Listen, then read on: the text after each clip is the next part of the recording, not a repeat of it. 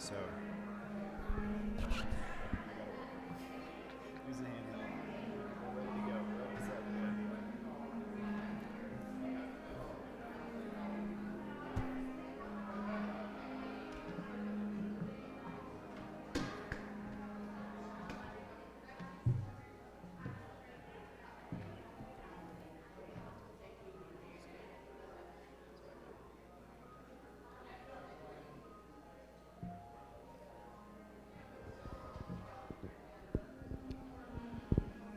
Good evening, everyone. Good evening.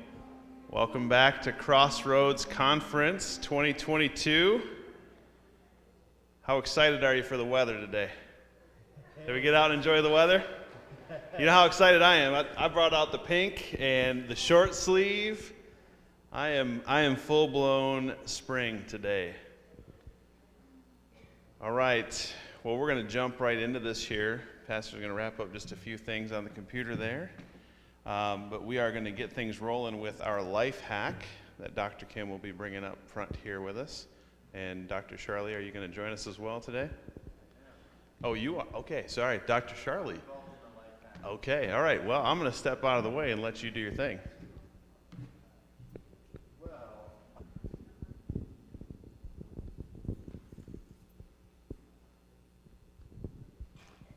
I am just famished and starved. I'm so glad that I happened to pass Red Robin on my way home from work. I mean, it just happened to be there just at the right time, you know? I'm so glad. What have they got on the menu here? Ooh, an appetizer. Love those. Smothered barbecue brisket chips? Wow. Now, Red Robin, they're known for their burgers. What have they got in the way of burgers? Burgers. Oh, yes, indeed. I think I'll get that one with a side of bottomless steak fries as well. Maybe some onion rings, too. Okay, yes. Okay, I think I'm ready to go. Waiter, waitress. Welcome to Red Robin. How can I help you today? Oh, thank you so much. Well, I just happened by your store, and it was just at the right place at the right time, you know? I'm so glad you stopped in. I'm starved. I'd like the smothered barbecue brisket chips. Excellent. That's only 1,100 calories. What else would you like? I'd like the Pig Out Tavern Double Burger. Oh, excellent. That's like 77% fat. Alrighty, and, can I make the side of bottomless steak fries? That is perfect. That only has 16 grams of fat, so you actually get as many servings as you like. Ooh, you mean I can do refills Yeah. like infinitely? Correct. As Wow. long as you would like. I definitely came to the right place. Let's tag on a tower of onion rings as well. Okay. That's fantastic. That's only 1,290 calories. So you're basically getting all of your calories and fat for a couple days in one meal. Would you like a dessert with that? Yes, please. And please, could you add some extra campfire mayo on the side? Oh, excellent. We will have that right up. And then for the dessert, like you were mentioning, I do have a sweet tooth or two. Maybe a large vanilla milkshake? Okay. That'll be fantastic. We will be having that coming right up here in a few moments. Thank you so much for coming to Red Robin. Thank you.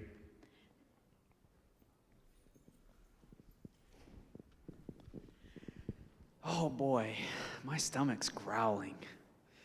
Man, let me see what time it is. Oh, it's 1:30. I knew it. You know, after eating a nice whole food plant-based breakfast with some whole grain oatmeal this morning at about 6:30 and not having anything in between, my stomach is ready to eat at the precise time. It's 1:30. My stomach knew. Well, what do I want for lunch? Let me see. What are some plant-based options? Oh, you know what? I heard you can get some plant-based options at Red Robin's. Well, let me see. So let me call ahead. Hello? Red Robin's? Yes. How can I help you today? Yes. I just want to check and make sure that you guys have some plant-based options. I'm looking for the Impossible Burger. We actually have several different plant-based Several, burgers, okay. so come right on in. Alrighty, I'll be there in about 10 minutes. Sounds fantastic. Alrighty. All right, let me see the menu. Oh boy, man, there's so much here. Oh,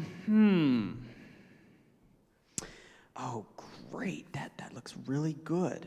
The guacamole bacon burger. And I could substitute the bacon and that beef patty for the Impossible Burger.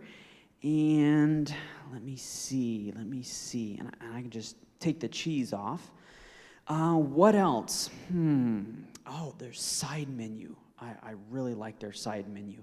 I can get a bottomless of steamed broccoli. And they have the sweet potato fries. Delicious. Let me see what else. Oh, and if I wanted to, I could even get a house salad with cucumbers and tomatoes and onions. Oh man, this is going to be great. A great plant-based meal.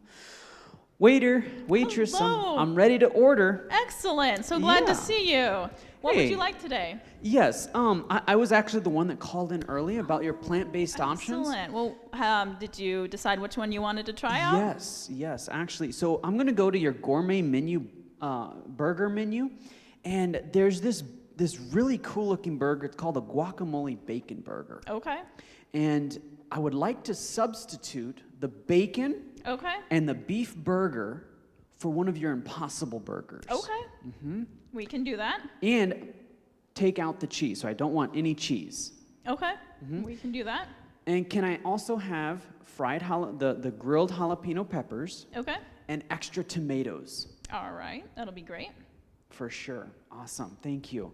And then on your side menu, I see that you have steamed broccoli. Yep. We actually have it bottomless, so you can get as many servings as you like. That is cool. So I'll take an order of your steamed broccoli Okay. and have that bottomless. Okay. Also, I'd like to have your order of sweet potato fries. Okay. Okay. So sweet potato fries, and that's also bottomless? Yes. Perfect. And would you like campfire sauce with that? No, I'll pass on that. I'll Okay. just have some garlic salt. Okay. So, Awesome. Yeah, thank you. Your salad. Can I have a house salad? Sure. So on the house salad, I don't want any cheese. I know sometimes people Okay. put cheese on their house salad. I just want the vegetables. So Okay. the lettuce, the tomatoes, onions, and cucumbers. Okay. And what dressing would you like on that?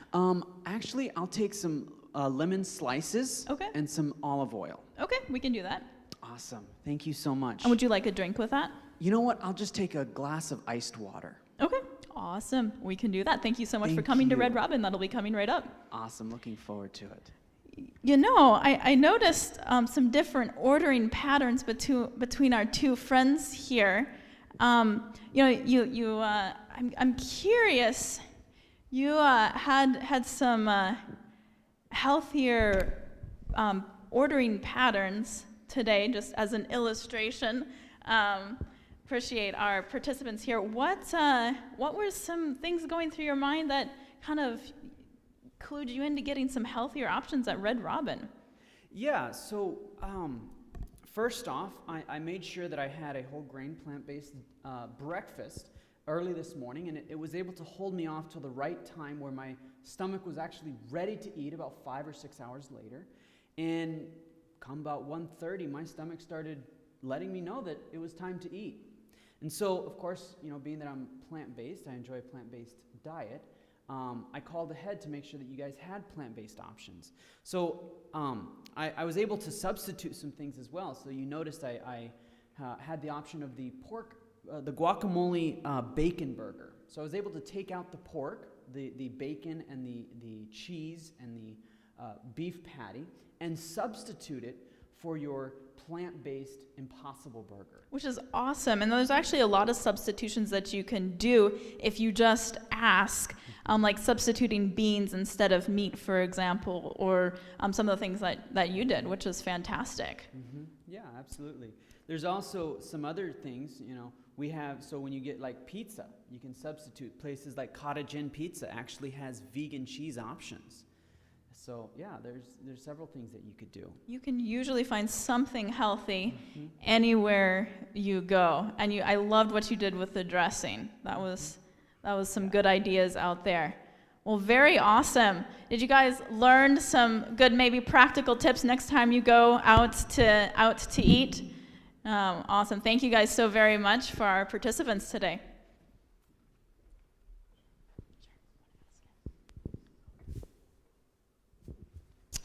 Okay, we are going to move right on to our question and answer. Good evening, everyone. How are you this evening?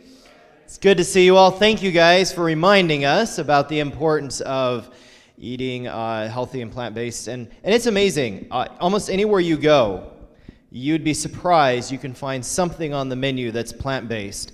I've even found, one time I was invited to Red Lobster, and I found a way to have just a nice salad there with nothing else. You can always find something on the menu.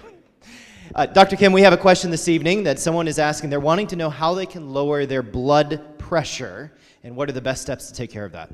Awesome. Thanks so much for asking that question. Sorry, because of our time constraints, I think that question was put in like last week or something. So I hope that person is here. But if you're watching the live stream and have other questions, feel free to ask me afterwards. I actually have a list up here of anti-hypertensive foods. But I'm going to simplify it dramatically for you that whole foods, plant-based, helps to lower blood pressure. So you might have heard of like the DASH diet if your doctor has talked to you about maybe a lowering your blood pressure type of a diet. And that could lower your blood pressure by 10 to 20 points because it's including more plants. So it's not all about the salt. We often hear that, take in less salt. That is important. Our example of the unhealthy ordering had a lot of salt in it. That would have just raised, that one meal would have raised his blood pressure just from the salt alone. When you look at the label, take a look at the calories and take a look at the sodium. And if the sodium is in milligrams is lower than the calories, then you're probably pretty good on salt for that particular item. And even better is something that doesn't even have to have an ingredients label, like an apple. Has no added salt. And that would be gross anyway. But anyway, so the salt is also balanced with the potassium. So if you're only lowering the salt, there's only probably about 25% of people that are salt sensitive with their blood pressure. So you may not all notice a difference when you lower your salt in your diet. You want to think about your potassium will greatly lower. You could actually take potassium tablets or magnesium tablets to lower your blood pressure, but why not get it from your food? So things like your seeds and your beans and whole grains are very high in magnesium. Potassium, the apples, right? All the fruits, not just bananas, but all your fruits are high in potassium. Many of your vegetables like carrots, green beans, yams, potatoes, tomatoes, all these things are high in potassium. Your beans are high in potassium. Calcium is something else really important to lower your blood pressure. So all your greens are high in calcium as well as beans. Greens and beans. All the rhyming things are good for your blood pressure. So it's why am I bringing up all these electrolytes like potassium and magnesium and calcium? Well, it's actually the little the electrolytes in your bloodstream that's actually helping that blood vessel to be more elastic, so it's not as stiff, and so it can be more responsive. And also what we call osmotic pressure, or how much water is in that pipe in that blood in the blood vessel. So if you imagine like a garden hose, if you have a very small and very delicate cloth garden hose, and you just turn on the water full blast and just shoot a ton of water through it, that's very high pressure and that's very hard on the. But if you have if that garden hose is able to then expand and change, that's what the electrolytes, like especially calcium and magnesium, help that garden hose to be able to do. And actually, having less salt makes sure that so much water isn't drawn into the blood vessel, so you don't have as much pressure. Now, there's something else. Also, fat makes a difference with how stiff the blood vessels are too, so like some of the healthy fats, so avoiding some of the ones that we heard from Dr. Charlie, where he was just having boatloads of fat. So like the animal fats, stay away from those and focus more on the plant-based fats. The plant-based, exactly Okay. right. So like your walnuts and all your nuts and pecans and flaxseed. There's actually really awesome randomized controlled trial, which is the highest level of evidence with comparing people who had a couple of tablespoons of flaxseed, a ground flaxseed each day, lowering their blood pressure. So something easy that you could do is simply add a tablespoon or two of flaxseed to your toast or your granola or your cereal every single morning. And it'll help bring your blood pressure And down. yeah, Interesting. With all that good fruit, and there's something else besides just diet that you can do for your blood pressure. You imagine when you're stressed out and go to the doctor, does your blood pressure go up or does it go down? It goes up. Yeah, I see that a lot.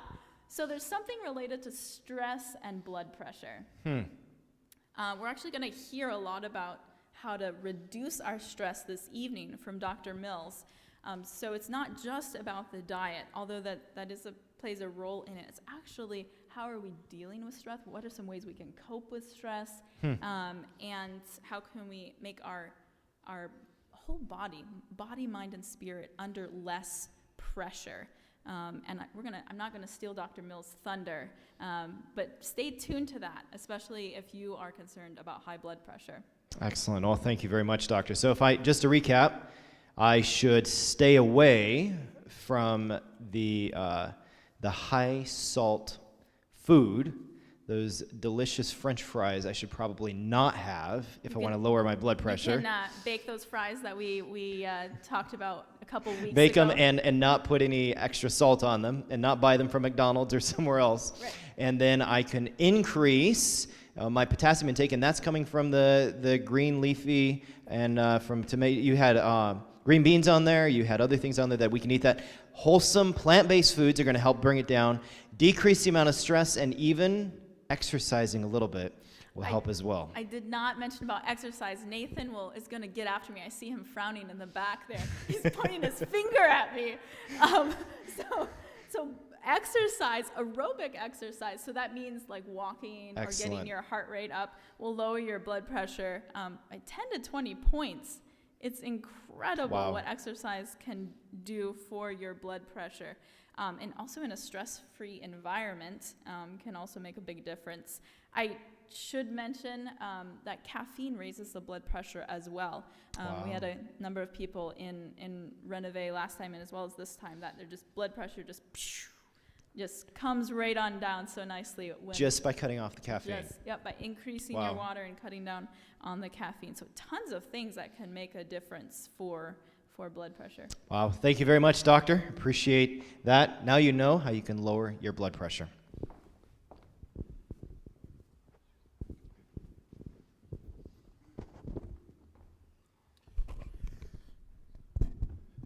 All right, guilty conscience. As a once Red Robin connoisseur, you totally skipped out on the endless root beer floats that could have come with that massive meal that was described earlier.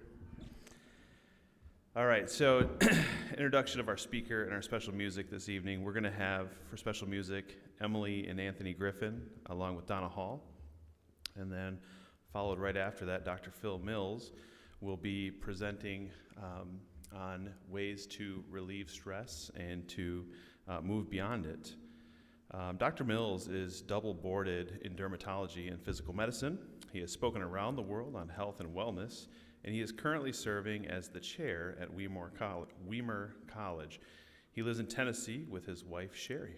And with that, it's time for our special music.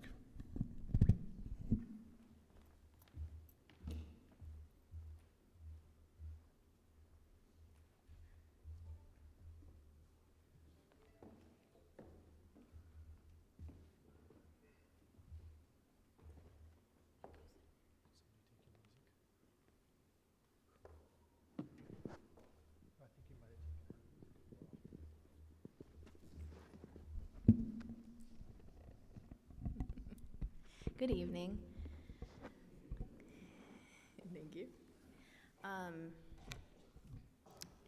The classical song we're going to share tonight is by Mozart. It's called Laudate Dominum. I'll be singing it in Latin. And then the slide, hopefully there will be a slide up for the translation. But I'll read it for you ahead of time in case it doesn't come up.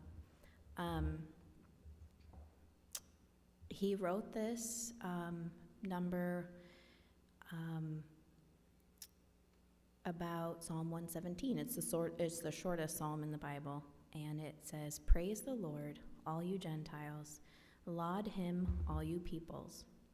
For his merciful kindness is great toward us, and the truth of the Lord endures forever. Praise the Lord."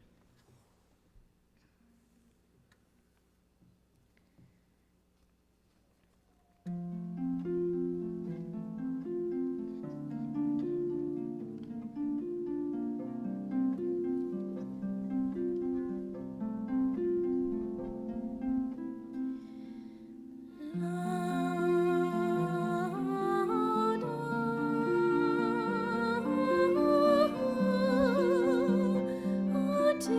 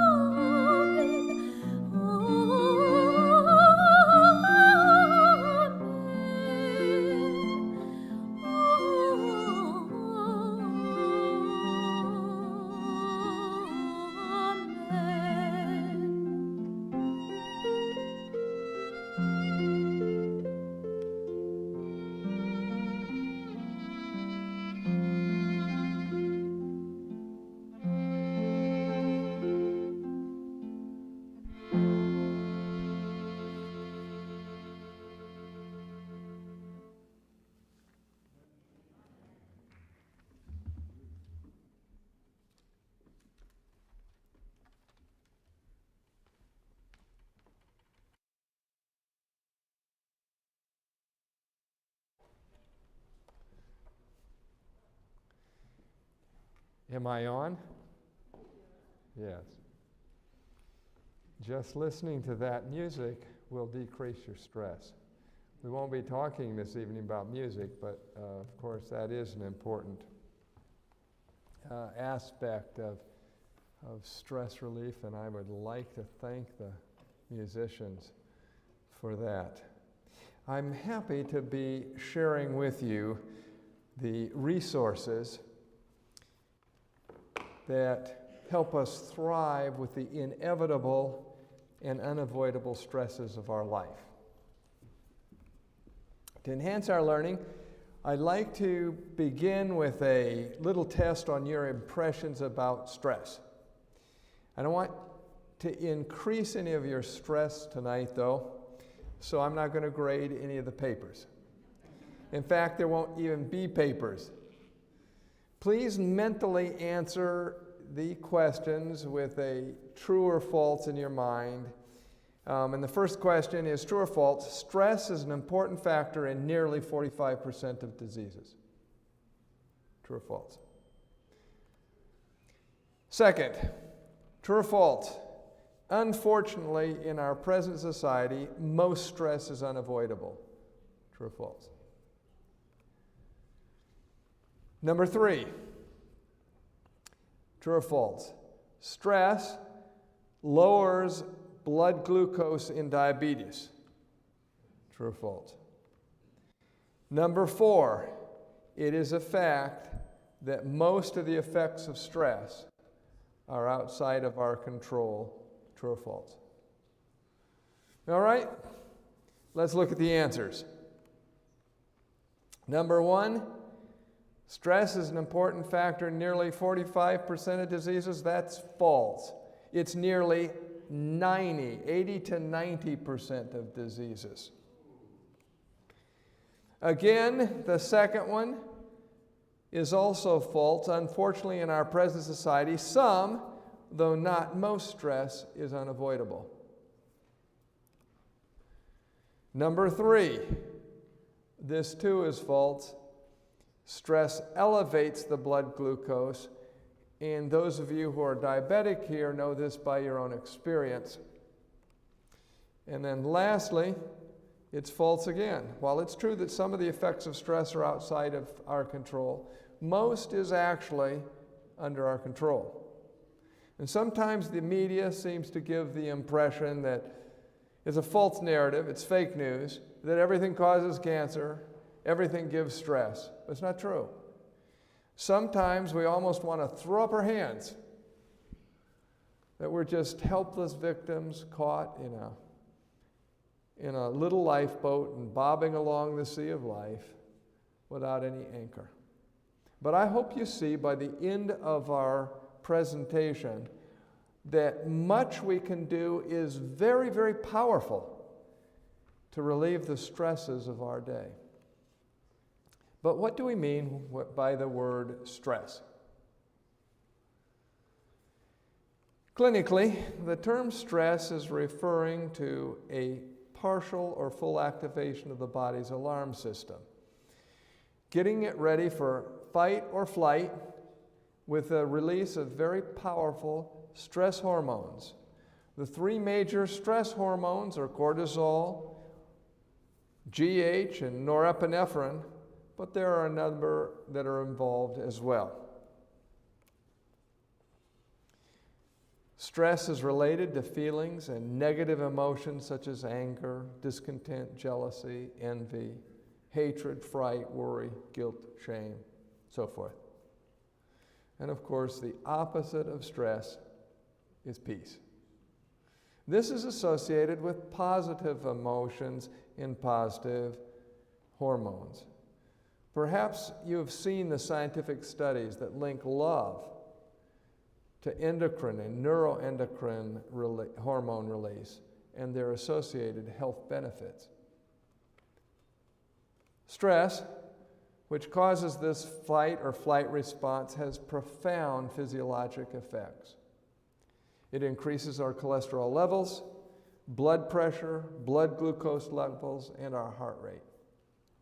It redirects blood flow from the stomach to the skeletal muscles. It induces irregular breathing. And though this response is actually designed to protect us,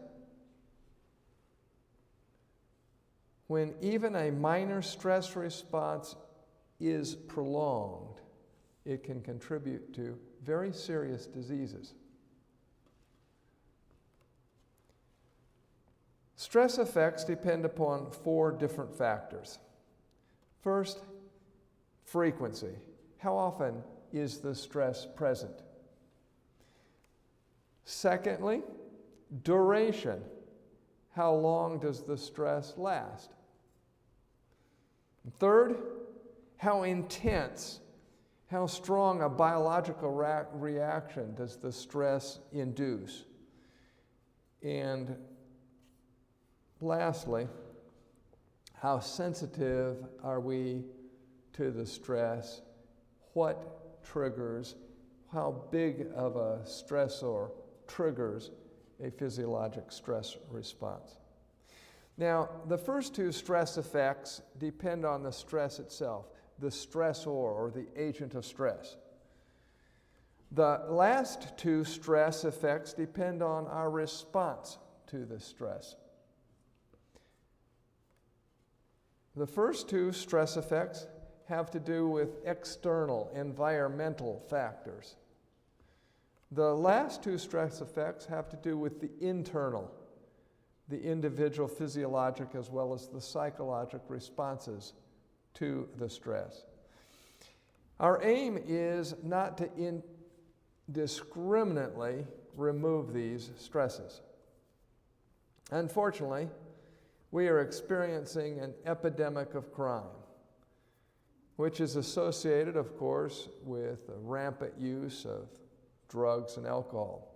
And so when we built our house 3 years ago, my wife and I installed a security system around the perimeter, so 24/7, every inch around our little house has cameras running.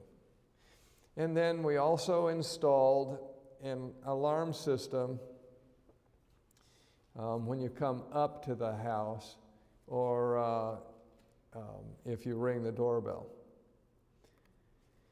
Shortly after moving into our house there in Hickson, at 2 minutes before midnight, my wife woke up. And our surveillance system was sending an alert sound. There was motion on our front porch. Though I was sleeping soundly through it, the alarm system continued and the sound continued. And finally, Sherry woke me up by whispering, "There's somebody at our front door, Philip. Wake up." Well, as I told you, we have every inch of our home perimeter secured by 10 surveillance cameras. And grabbing my glasses, I looked at video images coming from our alarm surveillance system. Sure enough, there was movement on the front porch. Here's the actual footage. A spider was actively spinning his web directly over a camera and its motion detector, triggering the alarm signal. Do you think the solution is turning the alarm security system off? Or do you think the solution was adjusting the sensitivity of the motion detector? Yeah. Of course, I did the obvious and turned the security system's sensitivity down. And this is true of life. Our aim is not to indiscriminately eliminate stress alarms from our lives, but to properly adjust the sensitivity to triggers and to events. For example, alcohol can lower our body's stress response, but this is an indiscriminate lowering. Alcohol simply lowers our threshold for sensing danger, whether real or imaginary. And this increases our risk of injury or even death. So our aim is always to have the appropriate sensitivity level going. so we have an appropriate stress response. In some areas of our lives, we may actually need a decreased anxiety level and decreased stress response. But in other areas of our lives, a few areas, we actually may need to be aroused to dangers. In these areas, we may actually need an increased stress response to protect us. And just as a security system may be needed in our crime-filled society, stress alarm systems are needed in our danger-filled society. A stress response can motivate us to get help. A proper stress response now may mean decreased stress later. I'm sure everyone has heard the familiar myth that a frog will boil to death if the water is heated gradually. It's a myth. It originated in an article published in a psychology journal in 1897. And though this myth has been shown to be false, like many other myths, it continues to be popular and taught as truth. But this myth may not be true for a frog. It does make a point that's all too true for humans. In Noah's day, only Noah and his family were saved by the ark. The rest of the world saw no stress agent, and they received no help. Though some area of stress is necessary and helpful, much of the stress in our lives is unnecessary and harmful. Perhaps some here this evening have allergies. Those with allergies have a body that's overreacting to harmless triggers. Like pulling a fire alarm when there's no fire, the body is unnecessarily reacting strongly to harmless substances. This illustrates how we can overreact to harmless triggers in life and have anxiety when anxiety really is not needed. So our aim is to have a fully functional alarm system that gives us a proper warning of danger when we need to fight or take flight, but is not sounding any alarm from insignificant triggers. We can control stress by controlling the environment. We can control stress by controlling our response to stress as we learn better stress management methods. How can environmental stresses be controlled? The first way is called primary prevention. Where possible, avoid the stress to begin with. If it's cold, move to Tennessee where I live. Obviously, this is the best kind of stress control. And wherever possible, we should try to prevent stress in the home, work, school, or recreation. Primary prevention requires responsibility, order, discipline, organization, schedule, appropriate caution and care, and interpersonal relationship skills. Much unnecessary stress can be eliminated by proper planning, time and money management, interpersonal disciplines with prompt and clear communication, meekness, humility, and forgiveness. But prevention is outside the scope of our discussion this evening. Even if we are so organized, careful, disciplined, like my wife, that we somehow prevented all the preventable stress, we would still face some environmental stresses that we cannot control, like the weather. What controllable factors determine our response to stress? By learning and understanding these factors, controlling them, we can greatly minimize our stress effects. Let's examine intensity first. A seminal and often quoted study on this topic was done by psychiatrists Thomas Holmes and Richard Rahe in 1967. They found that the death of a spouse was the most intensely stressing individuals face in life. The second most stressful event is divorce. While a spouse death or divorce were usually a high stress event, they discovered this wasn't always true. Why? What made the difference?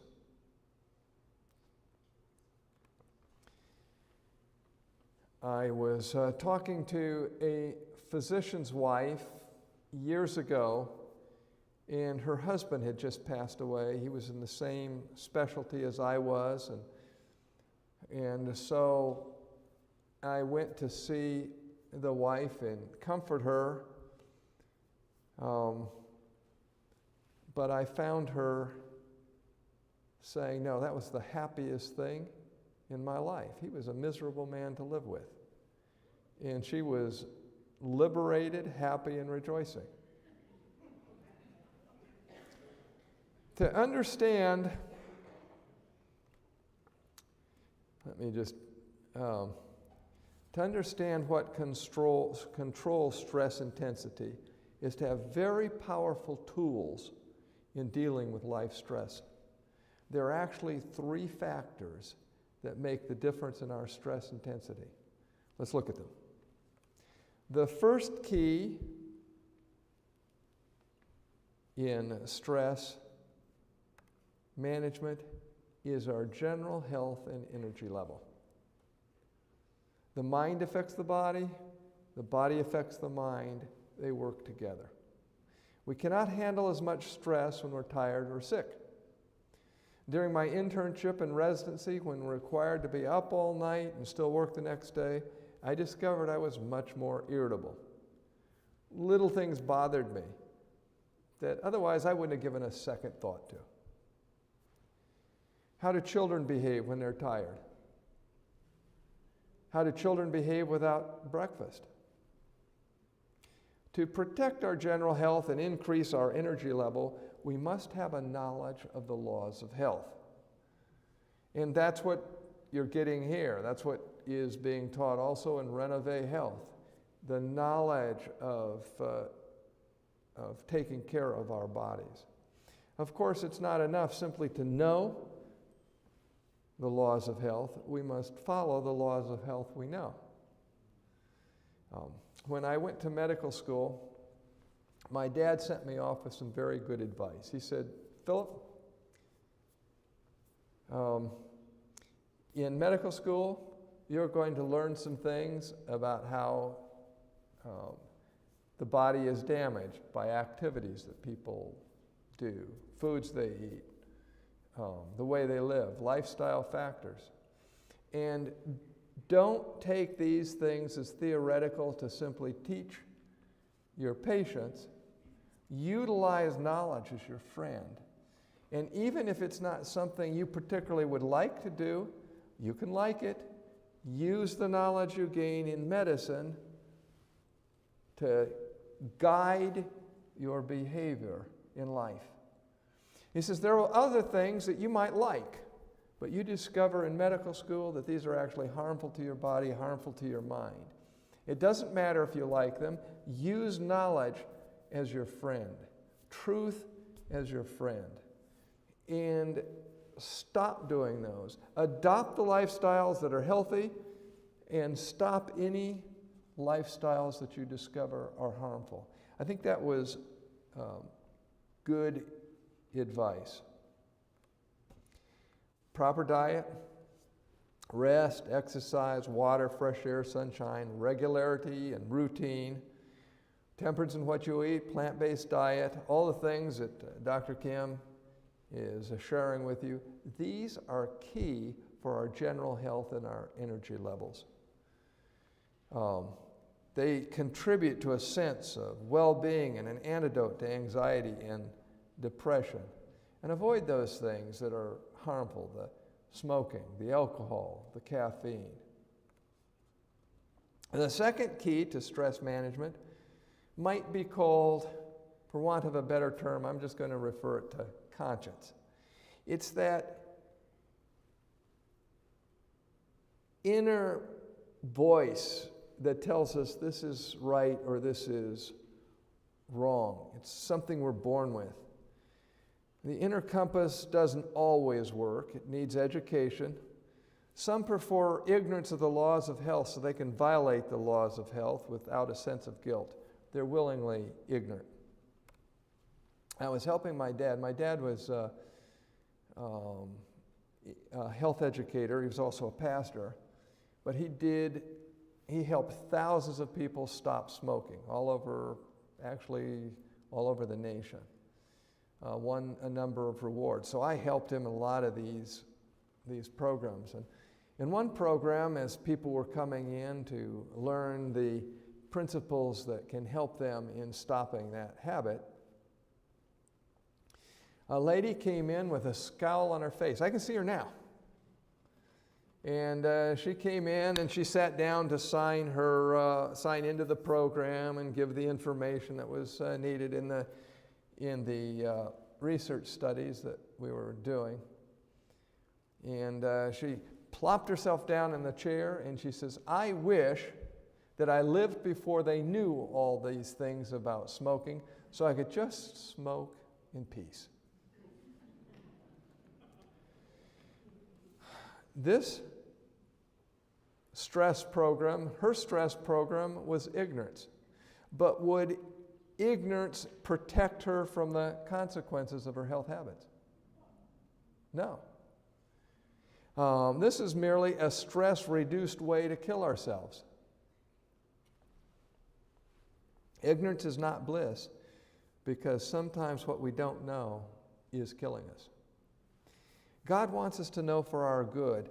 In the Bible it says, "My people are destroyed for lack of knowledge." Call that ignorance. The second law of conscience is the stress we experience when we do what we believe to be wrong. Guilt is one of the greatest stresses we can experience. It can give us immense stress in many situations that can last a lifetime. They've discovered that adultery can cause heart attacks, and people die in a person with tenuous heart function. Some misinterpret the body's stress response to conscience, however, as excitement.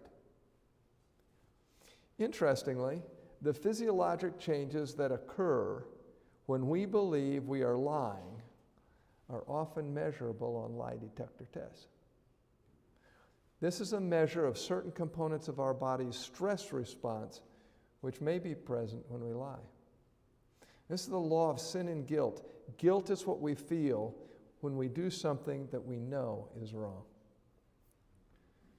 Guilt brings the stresses of anxiety, fear of getting found out, fear of exposure and shame.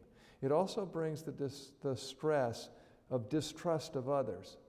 It can contribute to depression. The Bible says, "To him who knows to do good and does not do it, to him it is sin." That's the stress response. And the third law of conscience is the law of happiness. This results from knowing and doing what we know to be right. Christ said, "If you know these things, happy are you if you do them." So let's quickly review the three laws of conscience. Willing ignorance produces a silent conscience, which results in self-destructive behavior, but we don't know. There's no guilt, no stress from our conscience because it's silent. Knowledge without obedience produces an activated conscience resulting in guilt. Knowledge and obedience produces a contented conscience resulting in stress-free happiness. And what do we do to remove guilt stress? The most common way to remove the stress of guilt is to try to silence the conscience. The conscience can be silenced by suppressing it. The most commonly done is just ignoring it, damaging it, making it less sensitive. We can ignore it by procrastinating, as we fail to follow it today, waiting for a more convenient time to start a health program. We can look for authorities that would deny that there's any harm in the activities we choose to do. The Bible calls this process of ignoring the stern voice of duty searing the conscience. Another way is to stay in constant state of activity, so there's no silent times for reflective thought. always having on the TV or some music blaring, drowning anything out. A third way is to balance our guilt with blaming others or circumstances. Not my fault, I just can't help it. It's this or that. A fourth way to suppress the conscience is to irritatingly comply with it, not for the joy of right doing, but from the fear of the consequences. We'll look for a safe way to engage in the forbidden behavior. But there's no safe sin. It just doesn't exist. I remember President Lyndon Johnson. He had a serious heart attack before he was president, and his doctor said, if you smoke again, it will kill you. So he stopped his smoking. But he kept a cigarette packet always available, and during the day, for years, he would roll the cigarette around in his lips and around his mouth. He was complying, but it was miserable. He was just longing to do what was harmful to do. Finally, after he'd been president and went back to his Texas ranch, one day, as he was rolling it around, he reached for a lighter and lit it. He thought he'd rather die than live without his cigarettes. And he started, and of course that one triggered more, and he was really in trouble back on that. And within 6 months, he was dead of a heart attack. Complying, these ways, ignoring, complying, drowning, blaming, they may be quite effective. The pain of guilt may be minimized or even eliminated, but it doesn't change the results. Rather than silencing the voice of God speaking through our conscience, we can have our guilt removed by gaining a clear conscience. This is done by allowing God to give us the gift of repentance and confessing. And true repentance means to be sorry for the act itself, not sorry for the consequences they bring. The final key to stress management is our perspective. This is a very, very powerful way to greatly decrease stress in our life. Our perspective on life, our worldview is formed by 4 things. Our education, which is what we've learned from others. Back when civilized countries came in contact with certain of the remote tribes, the Karen tribe in Burma, at that time known as Burma, the Burmese thought that the camera was catching their spirit, and so they were very frightened of it. Of course, later they discovered that it wasn't, and so then they wanted to have the camera taken because they wanted to see, and they also wanted to be paid for getting their picture taken. Second way that influences perspective is experiences that we've learned from life. I remember I was flying out to Washington to give a whole seminar on stress. And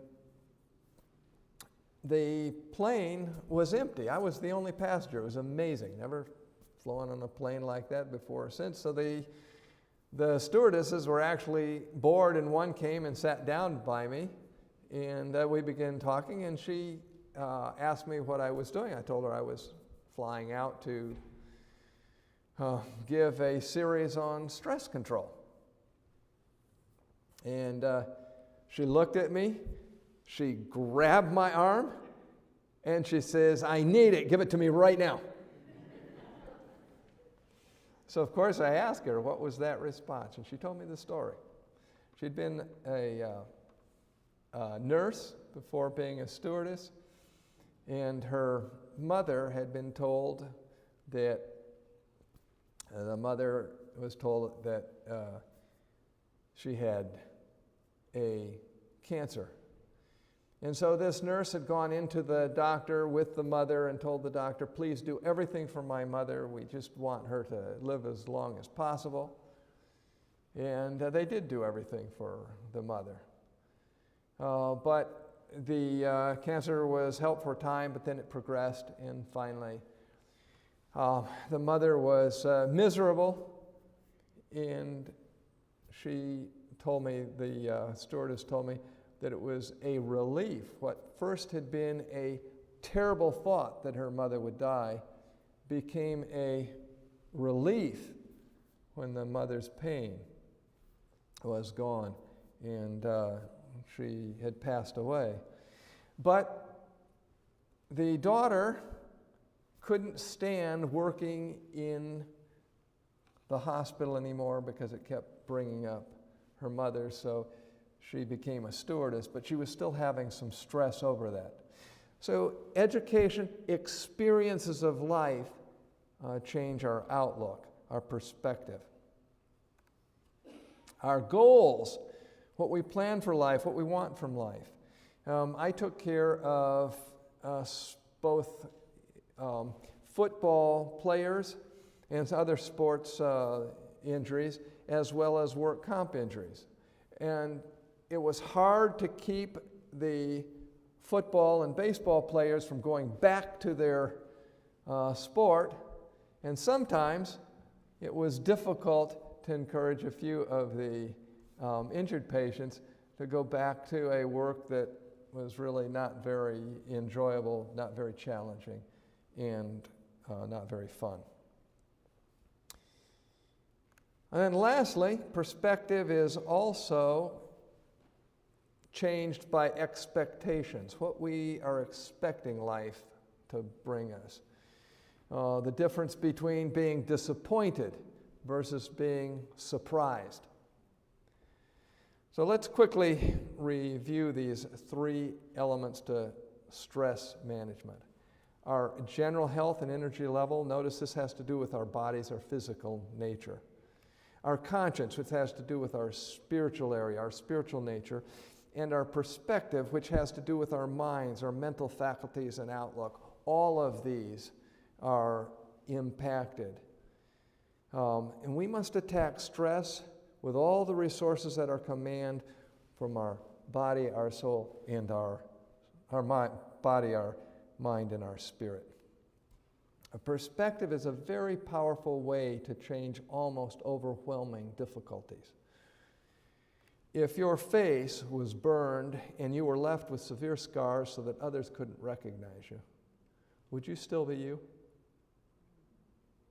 In this picture, the scars were from an abusive husband who became angry and purposefully burned his wife.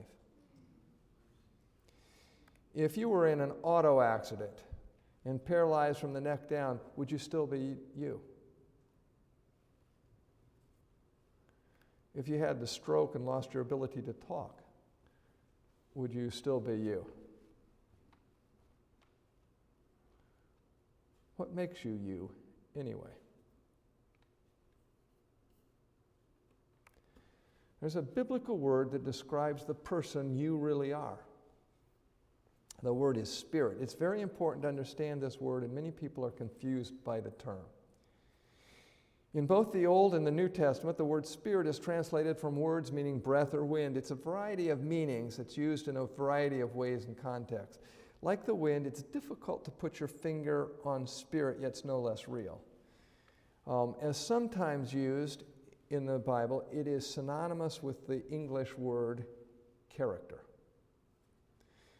Perhaps the clearest use of the term is found in 1 Peter 3:4. To get the context, we begin with verse 3.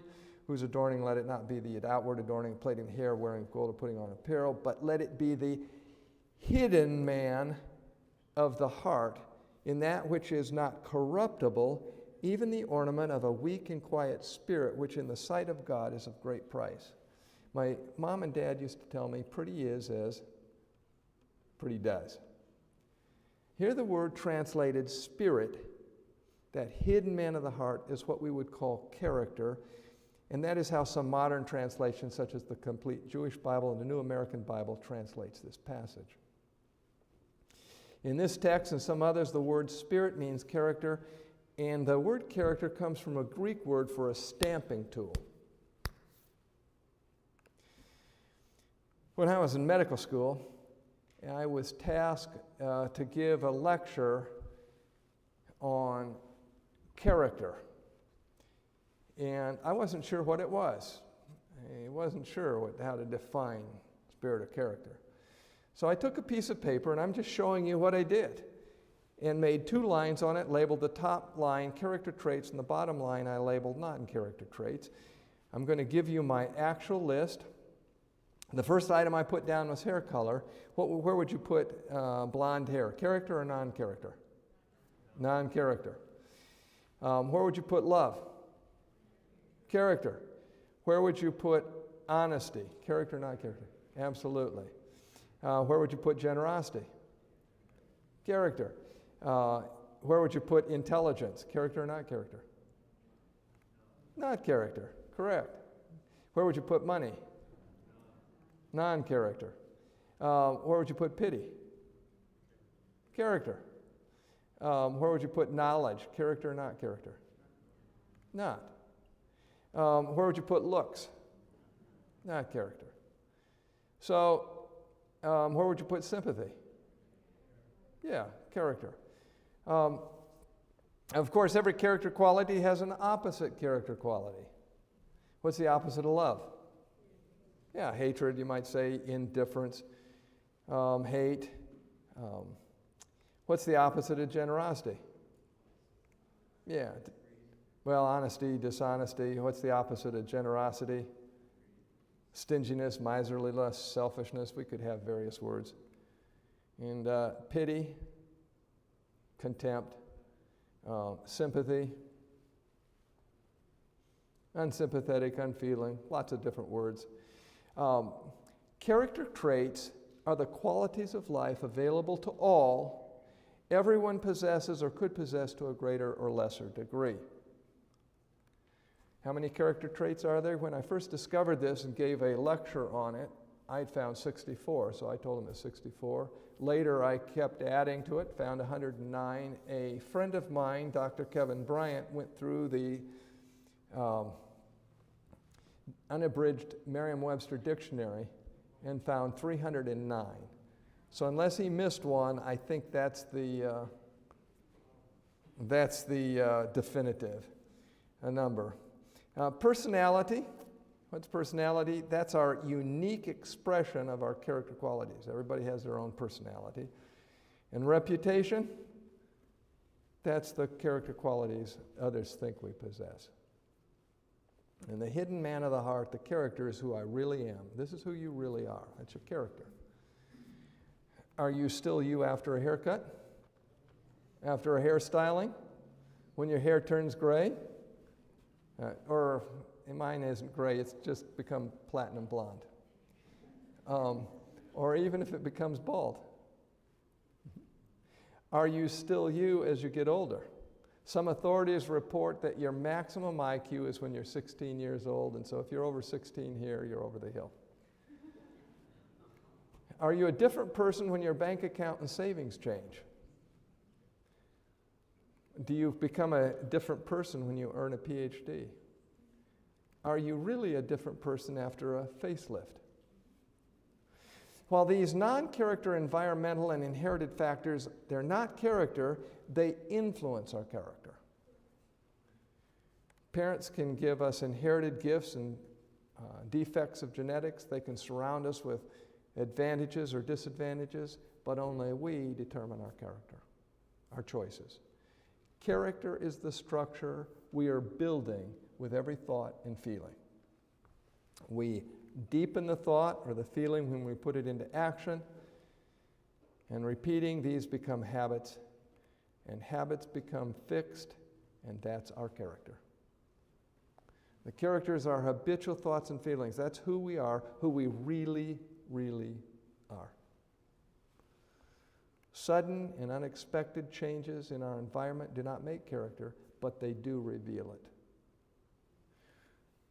Notice that everything in the not character list is changeable, temporary.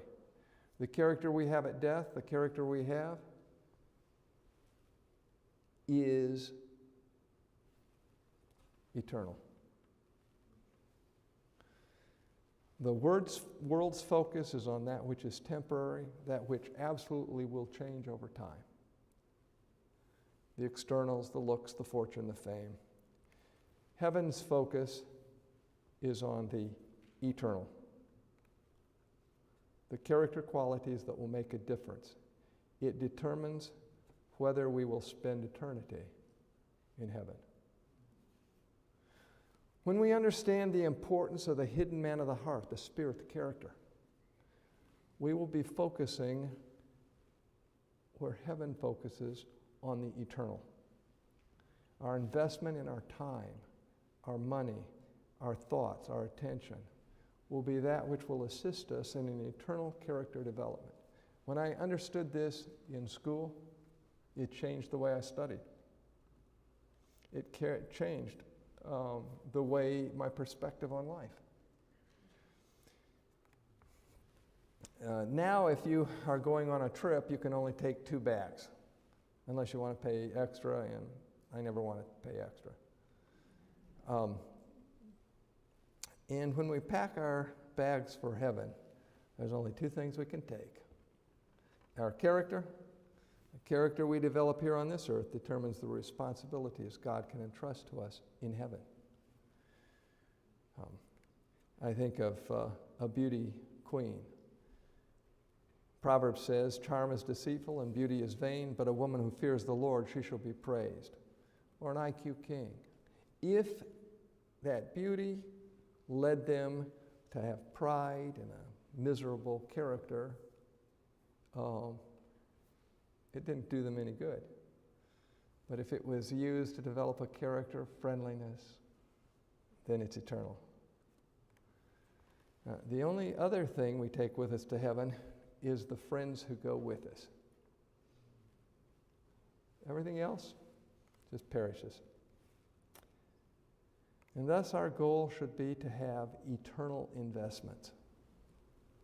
We want to be developing a character like Christ. We want to be helping others develop an eternity as well. Everything else is going to perish. We can waste our time on that which is not going to help us with a long-term benefit. Or we can use our time profitably in those activities that improve our character and assist in helping others also have eternity with us. If we use our money and our desire is to invest in temporary things, we'll never have enough. There will always be something else that is temporary to buy, and it'll cause stress. Wise investments are for the long term. And that's not 5, 10, or 80 years. It's eternity. Character is our true capital, and there's never a recession or depression in that kind of investment. In our pursuit of knowledge, our efforts to gain an education, if our goal is merely to become a master in that which is temporary, we will be satisfied to merely learn facts. I remember when I began to understand the importance of character, it changed my educational focus. Instead of studying simply for a grade, my study time became a time of character development. It became my goal to get information to help others, to develop character qualities of perseverance, diligence, concentration, gaining knowledge to be helpful to others. And focusing on Christ and his eternal character qualities, I found brought me peace and happiness. Whenever I've focused on other things, I found it brought me stress and distress. To understand the meaning of life, the purpose of life, we understand that our time in this world is simply a school, temporary. God arranges the classwork. And every experience of life that we go through is valuable as a tool by my response to it to either improve my character, Give me opportunities to develop friendships that will last forever.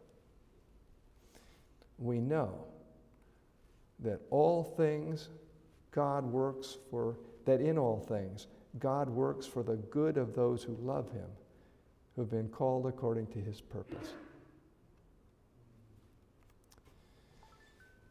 I was walking we lived just 5 miles from the church when I was in practice in Wichita, and so whenever I could, I would walk there just because I needed the exercise, and sometimes I didn't have many opportunities to get exercise. You could think as you're walking. And so this day I was docking down Oliver and then turned on 61st Street, and I was just going down 61st Street when I saw a beetle starting to cross a road. And I could see what that beetle couldn't see. I could see there was a truck bearing down. And that beetle was going to be crushed and killed by that truck. And you know, I had pity for that poor beetle. And so I stepped up and I kicked it off to the side of the road. And I don't know what went through that beetle's mind, but it probably thought that I was very mean, I was treating it very badly, I was keeping it from where it needed to be, its goal in life, and it had no idea that my perspective was I could see dangers it couldn't see. See, God has a big picture, and sometimes our disappointments will prove to be our greatest blessings. In our backyard, one summer, we had a cardinal that would sit up on a tree, and we had a big picture window where we eat. And as we were eating breakfast, this cardinal would be flying, and it would smash its head against the window. And finally, we figured out what it was doing. It was seeing another cardinal there reflected from that window. And it thought it was attacking an enemy. It was jealous, it was angry, and so it would keep flying, and then it would hit the window, and then it would be knocked down to the ground, and would recover itself, and it'd get back up in the tree, and it would attack again. And this went on all summer long, 2-3 months. And the enemy that it was attacking so vigorously and viciously was itself.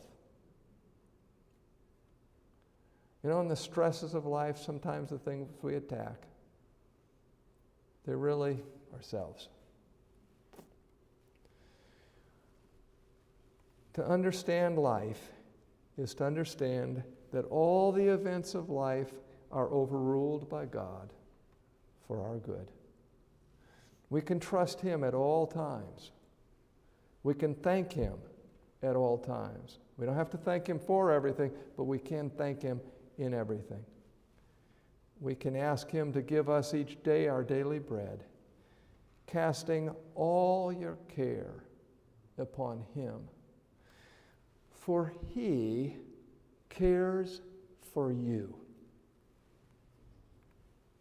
Let's quickly review the 3 keys to stress management by mobilizing our physical, spiritual, and mental resources: general health and energy level, conscience, perspective.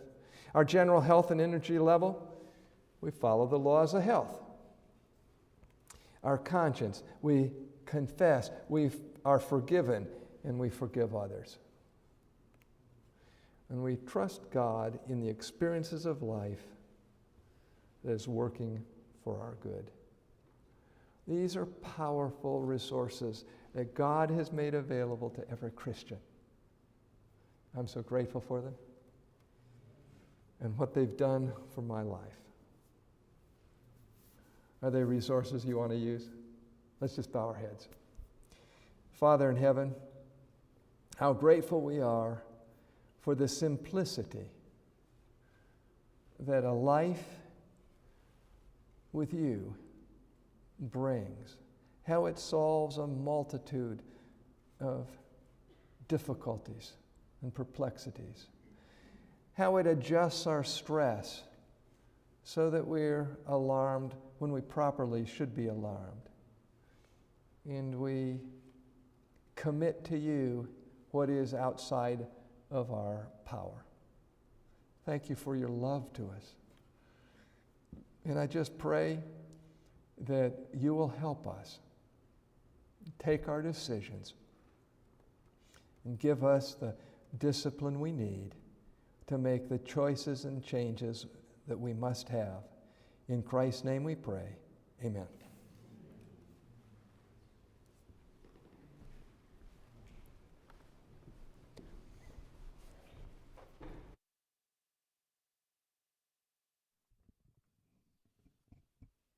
Well, thank you, Dr. Mills, for that presentation. There's the whole purpose of Crossroads. We want to help you establish peace in a world of stress. We want to help you physically. We want to help you mentally. We want to help you spiritually. We want to help you. We want you to make that investment in you.